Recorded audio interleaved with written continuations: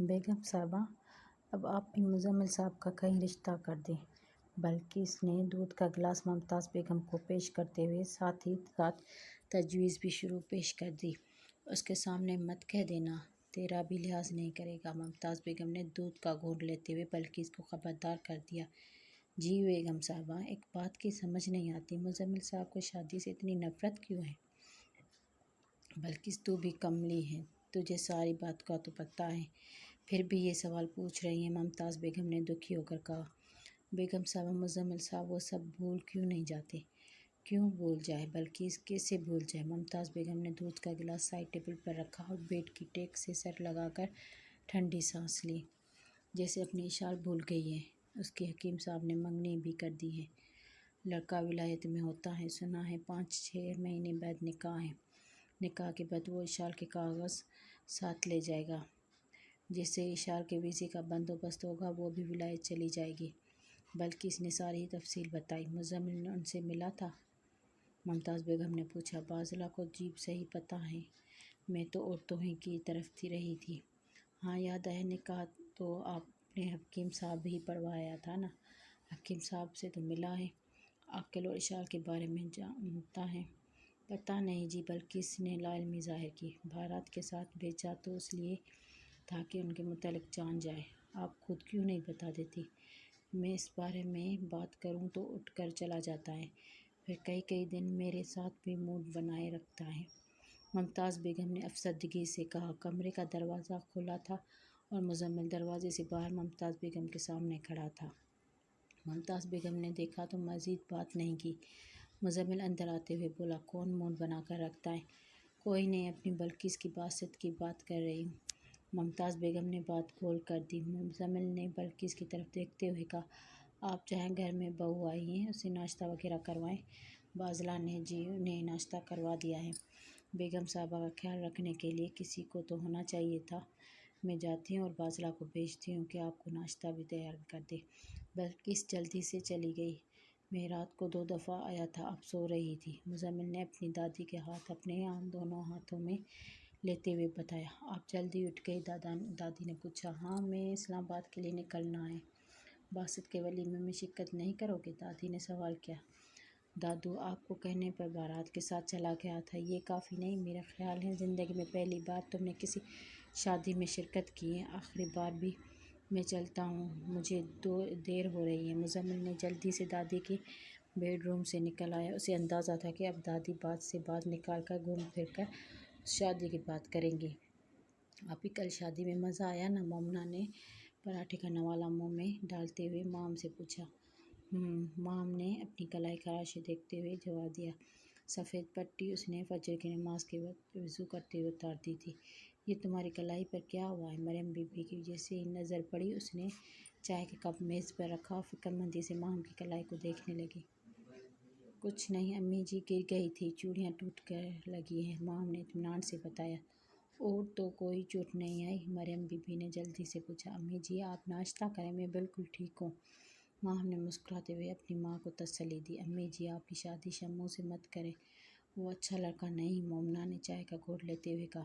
Maryam be be اور مام نے ایک دوسرے کی طرف دیکھا۔ مریم بی بی نے خاموش رہی اور مگر مام بول پڑی۔ مومنہ، دیکھو تمہیں کتنی بار سمجھایا، ابو جی نے یہ نسبت طے کی تھی، مجھے کسی قیمت پر بھی ان کی زبان پر پاس رکھنا ہے۔ دوسری بات، شمو تم سے بڑا ہے، اسے بھائی کہا کرو۔ مام نے شگفتی سے مومنہ کو سمجھایا۔ بھائی، ناشتہ تیار ہے، نیچے آ جائیں جلدی سے۔ باذلہ آئی، اطلاع دی اور چلی بھی گئی۔ مزمل آئینے کے سامنے کھڑا ہوا ٹائی باندھ رہا تھا۔ اس نے اپنا بریف کیس اٹھایا اور ڈائننگ ہال کی طرف چل دیا۔ ممتاز بیگم نے ناشتہ کی میز پر اس کا انتظار کر رہی تھی۔ دادو، مزمل نے جھکتے ہوئے اپنی دادی کا گال سے بوسہ لیا اور اپنی کرسی پر بیٹھ گیا۔ دادو، شروع کریں نا؟ مزمل نے ناشتہ شروع کرنے سے پہلے اپنی دادی کو دعوت دی، پھر ناشتے میں مصروف ہو گیا۔ دادی غور سے اسے دیکھ رہی تھی۔ سفر پر جا رہے ہو، غصہ بھی نہیں کرو گے، اپنا موڈ بھی ٹھیک رکھو گے؟ مزمل نے ناشتے سے توجہ اپنی دادی کی طرف مبذول کی۔ شادی کر لو، دادی نے رندھی ہوئی آواز کے ساتھ کہا۔ کافی دیر مزمل کی چشم الفت سے دیکھا۔ مزمل خاموش رہا۔ اس نے اپنا ناشتہ مکمل کیا، دادی کا بوسہ لیا اور بورچ کی طرف چل گیا۔ وہاں اس نے اپنی گاڑی پر نظر ڈالی۔ سفید مرسڈیز اب بھی بناؤ سنگار کے ساتھ ہی کھڑی تھی۔ اس کی چابی اس کے ہاتھ میں تھی، جبکہ بلیک ٹویوٹا ویگو سادگی سے وہ کچن کی طرف چل دیا اور بازلا کو ایک حنیف گاڑی کی چابی دے گیا۔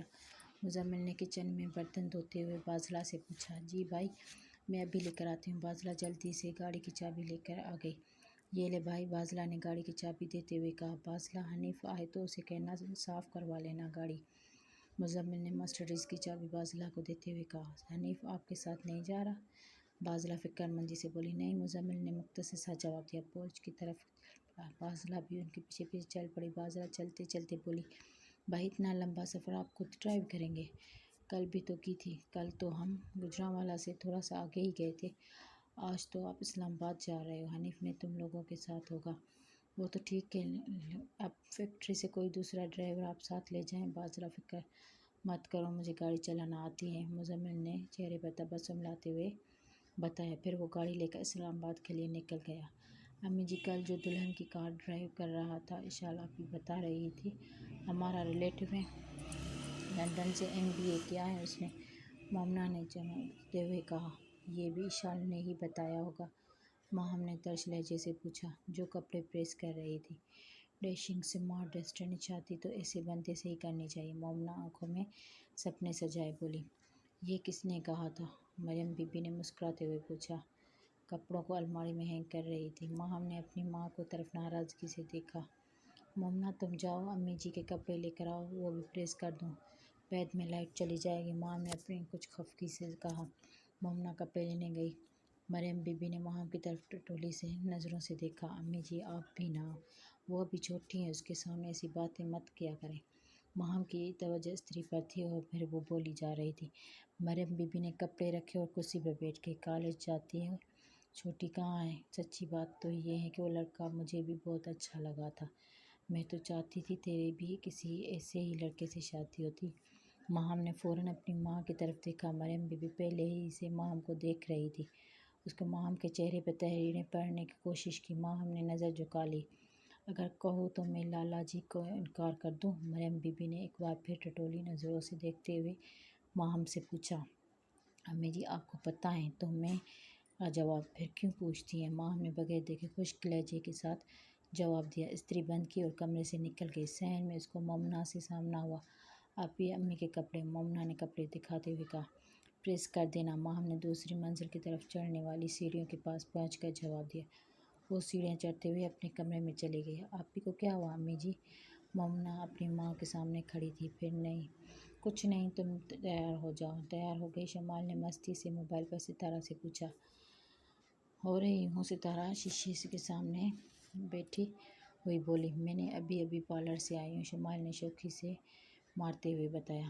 ہم دلہن کو لینے جا رہے ہیں، تم خود ہی دلہن بن رہی ہو، زیادہ شوخیاں مت مارا کرو، میرے بھی دو بھائی مسقط میں ہیں۔ تمہارا ستارہ نے رکھا سا جواب دیا۔ ناراض کیوں ہو؟ رات میری نیند خراب کر دی ہے، اب پوچھ رہی ہو ناراض کیوں؟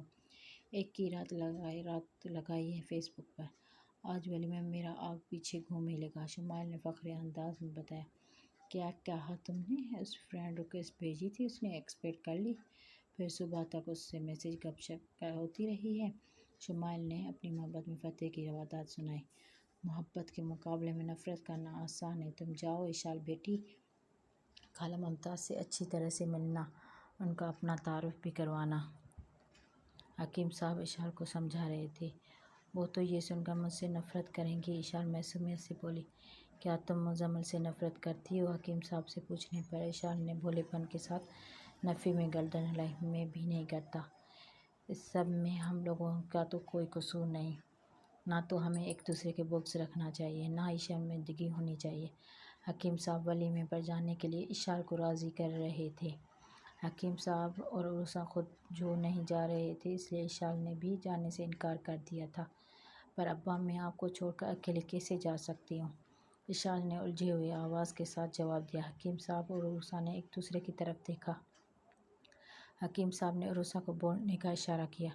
دیکھو اشال بیٹی، تمہیں خود بھیج رہے ہیں وہ، عروسہ نے شائستگی سے سمجھایا۔ لیکن اماں میں آپ کو چھوڑ کر کیسے جا سکتی ہوں؟ اشال نے اپنے فیصلے ٹس سے مس نہیں ہوئی۔